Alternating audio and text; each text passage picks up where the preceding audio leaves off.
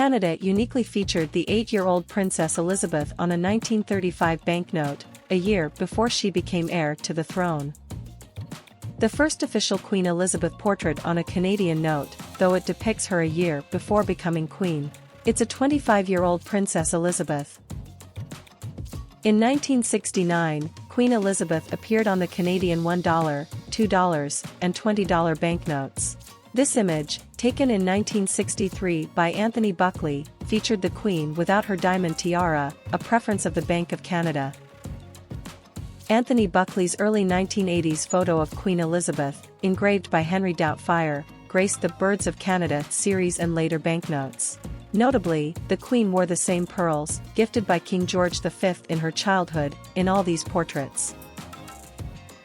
In 2005, the $20 note from the Canadian Journey series was named the IBNS's first banknote of the year.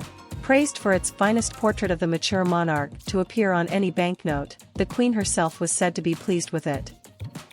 Canada's 2015 Frontier series, printed on polymer for the first time, also commemorated Queen Elizabeth II, surpassing Queen Victoria as Canada's longest reigning sovereign.